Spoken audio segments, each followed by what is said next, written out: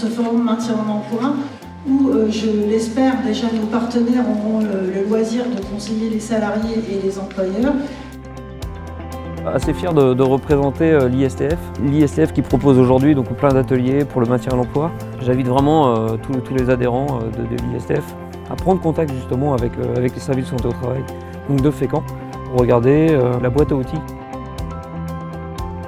L'objectif de cette conférence, c'est d'exposer les intérêts et les limites de la solution exosquelette comme solution de prévention des troubles musculo-squelettiques et d'envisager la manière dont elles peuvent être intégrées par les entreprises pour être acceptées par les futurs utilisateurs. Bonjour à tous, bienvenue à l'atelier maintien en emploi. Pourquoi ça ne fonctionnerait pas chez moi? L'objectif, c'est de sécuriser donc le parcours, de pouvoir avoir un salarié qui reste en poste et que ça soit aménagé et que ça soit aussi productif pour l'employeur.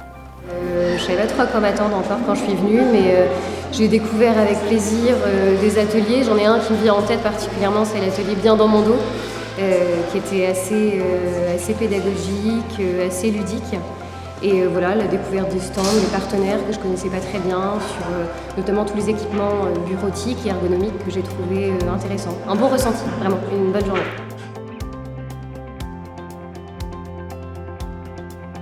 On va parler de désinsertion professionnelle et de maintien en emploi. En France, on a à peu près 2,6 millions de travailleurs qui sont en situation de handicap.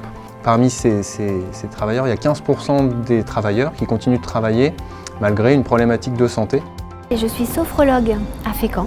J'ai proposé des ateliers de découverte de la sophrologie en expliquant tout d'abord ce que je faisais là. La sophrologie, elle est dans l'individu en fait, c'est-à-dire là où la personne peut trouver ses ressources personnelles, intérieures, pour accepter la situation, pour s'y adapter au mieux, mais aussi et surtout pour retrouver l'estime de soi, la confiance en soi et l'affirmation de soi.